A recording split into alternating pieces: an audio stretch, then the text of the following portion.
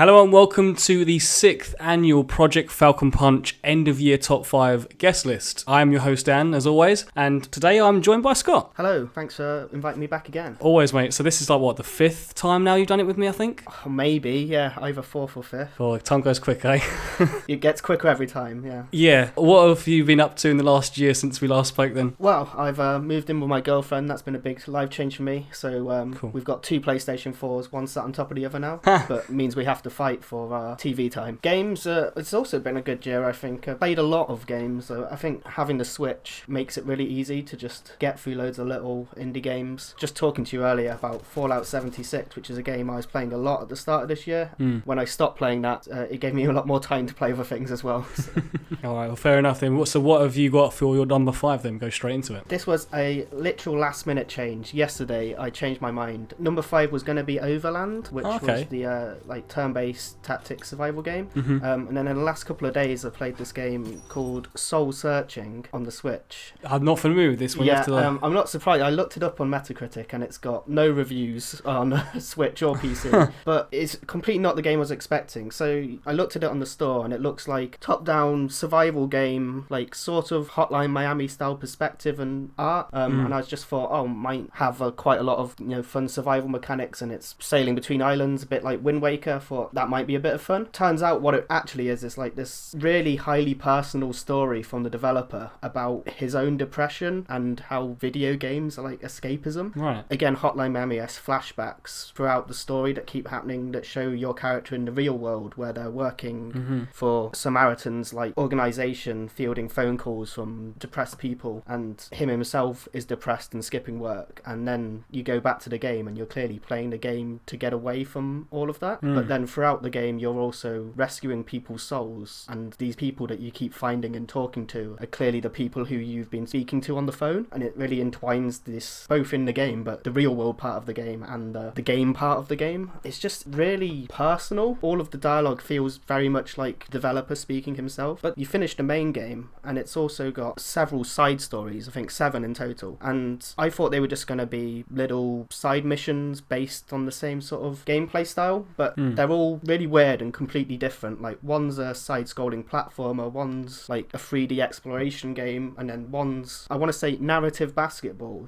You're playing with your friend basketball, side-scrolling, and you're just throwing the ball, but at the same time there's dialogue going on between you and your friend, and it was just a really interestingly presented story. And yeah, throughout these different 7 stories, the developer reappears as like, he talks to you as this dragon character and starts apologising for how the later games or mini games are getting increasingly depressive because his mental state's been changing through the game's development. So you go back to sailing across islands, and like there's an island which is just all the dialogues about his relationship with his mother, and then another island shaped like the back of his head, and it's got loads of different characters on who all talk about all their different fears and doubts, like they're actually voices in his head. And yeah, I didn't expect anything that deep, and also like a window into another person's mind. Yeah, I'm watching like some gameplay now, and it's it's got that top down. Yeah, not even angled, but direct. Yeah, it's very like directly over top, and it's quite zoomed out actually, isn't it? Like, yes, it's really distant from the character, and it doesn't look great. And part of why I thought, maybe it will have a load of different mechanics and stuff in it is because, I thought, if they've got such quick visuals, you can probably do a lot with that. But yeah, it wasn't the game I was expecting at all, but it's probably the most personal and sort of artistic game I've played this year, even though I played it in the last week. I can see the 3D bit as well. This looks like a mental game. Yeah, that'll be the most unexpected choice in this list, I assure you. A couple of your games are out there, but I've never even heard of this one. Like, man, that just completely come out of the field. Interesting choice, though.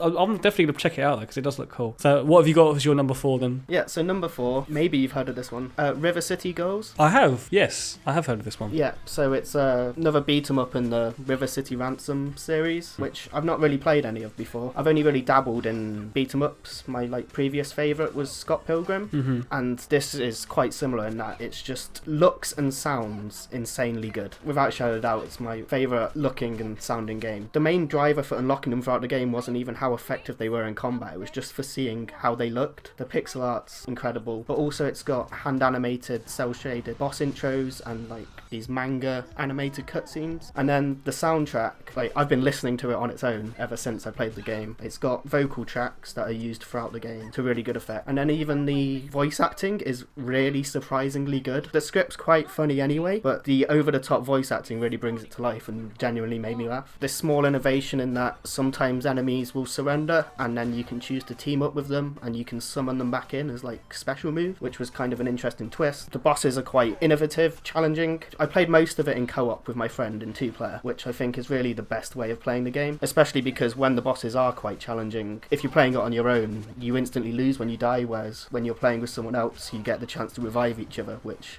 made a huge difference. Does it scale the difficulty with like enemies or bosses or anything like that because you have that advantage, or is it just the game is just way easier? Well, from what I played, which wasn't much in single player, I don't think the difficulty is any different. It's just harder in single player. Your characters all level up individually, so when my friend joined to play co-op, he had to start at level 1 when I was already, level 8 or something, but he quickly caught up because obviously the later enemies you get more XP, so it balanced pretty well in that respect.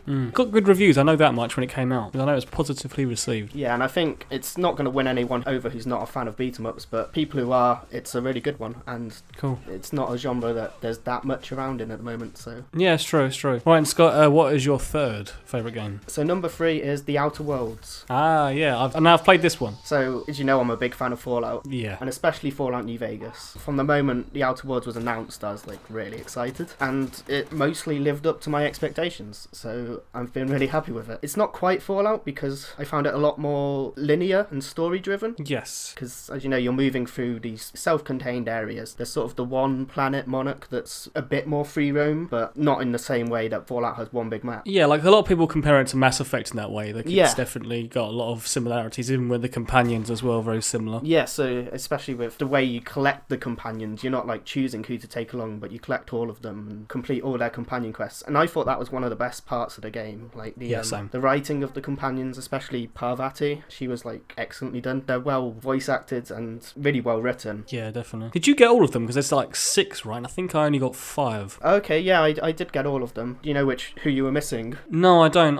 If you go through the names, I probably would tell you which ones I didn't get. Yeah, if you can remember them, if you can describe them. Yeah, so there's the Parvati the engineer, and then the priest. I don't think I got the priest. Okay, so you get him as well in Edgewater at the start, and I found it quite funny actually because as the first 2 characters you'll get, they're both really similar to characters from Firefly. I don't know if you ever watched that show. I haven't, but I know of Firefly. Yeah. It felt like a very deliberate reference, the whole flying out with this crew was. Yeah, the second character I got was Felix, and then it was is it Nyoko or something like that? Then Ellie, and then the cleaning robot. Yeah, which I thought that robot was definitely my favourite. Really? At the end of the game, yeah. It's just it's that sort of quippy dialogue of the sincerity in the way that it's been delivered, right, and the also fact that he thinks he takes everything back to cleaning up because he's a cleaning robot. Yes, exactly that. And it just on top of that, he has 2 big laser guns that destroy everyone. So he was definitely more of the useful companions. Completely, that sums up the tone of the game as well. It's light-hearted comedy. Mm-hmm. Did you just play through the game once? Because I finished it quite recently, but it's one of those games where, unlike Fallout, so much different choices that you can make throughout the game that I probably will go back and play through this, especially because it's slightly shorter as well than a typical Fallout. Yeah, so I've played it through twice so far. I want to play it again, but because I know it's coming to Switch, I'm actually going to wait and then rebuy it on Switch and play it again there because I just like playing stuff portably. But yeah, so the first time through I played very anti-corporation, which felt like the main route. Yeah. The good ending, I think they call it. And then the second time through, I literally just decided I was going to kill everyone. So every single character that you could possibly kill, I killed,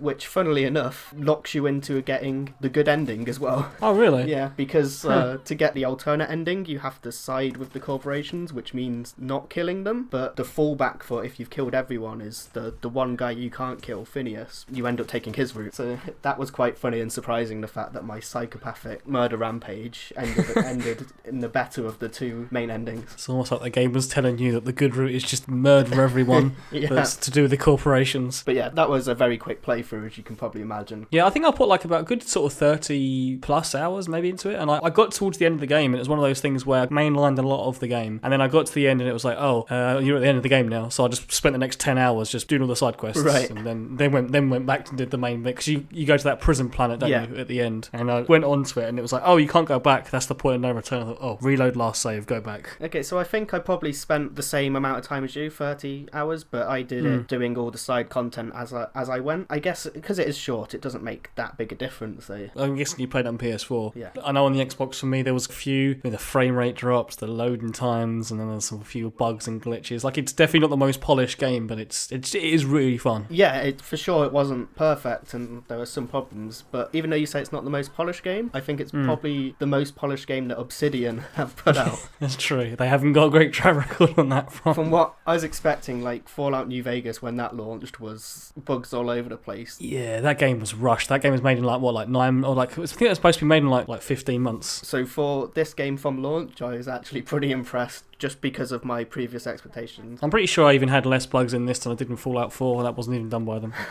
Yeah, quite possibly. Alright, and Scott, what have you got down as number 2? Okay, so number 2 is Death Stranding. Ah, okay. Yes, I love this game. See, I knew you'd have played this, and I know it's quite divisive over people. Very. So I was wondering which way you'd fall. But yeah, I absolutely love it. I didn't see how many hours you put into it or anything, so I just seen that you played it. I thought, yeah, I wonder if he's going to like it. I thought that you would, knowing your tastes, but yeah, go on, you tell me what you love about it. I've played it for over 80 hours now, yeah, but I haven't finished it. Oh. I don't know if you remember, whatever year Metal Gear Solid 5 came out. 2015. That was in my list, and I said, I've played this for 60 odd hours and I haven't finished it. So it seems quite fitting that with Death Stranding, I've played it for even longer and still haven't finished it. The story and setting itself, I find fascinating. Like, it's delivered with all the, like, expectedly strange and, like, heavy exposition that you get from Kojima. As a style, it works for me. I'll probably avoid discussing the story, A, to avoid spoilers, but B, because I haven't even finished it myself, so right, okay, it's hard for me to judge it. As an open world, it stands out, like, it does really well, because at its core, the game's about player versus environment. It's about traversing the terrain. It stays true to that, and it's not very diluted, even with all the various mechanics the game introduces. Like, it's a bit similar to, I mean, this comparison's been made loads, but Breath of the Wild, and it's the world itself that's the start. It's not just the background that they place content across. In Death Stranding, it almost feels like the opposite. You get the deliveries, but really the point of the deliveries is just to make you go across the world, and going across the world is the actual game, not the deliveries themselves. Yeah, definitely. Like, and it's about like trying to traverse and make the game easier for yourself as you go along. You know, you start building the roads and getting the vehicles, and then getting the zip lines. Those zip lines are so cool. Yeah, that progression just flows really well. You're constantly feeling so much better than you were before, and it feels really rewarding. I think my favourite moments in the game though have been not when I've been doing deliveries, but when I've actually just gone out and explored, just for exploration's sake. So I think there's like one example, there's this mountain which is not between any of the delivery points, and I just noted it because on the map it was like the highest point in that area. So I went and climbed it, finally reached the top, and there's like this Shinto shrine gate, and there was a memory chip at its foot. It felt like an achievement just for making it, and then it was nice that the game's been designed to clearly recognise that, and they've gone like, oh, you've gone off and explored and we're going to reward you for that. It's definitely rewarding when like you put like a road down, or you put a zip line down, and you just keep seeing it pop up like, oh,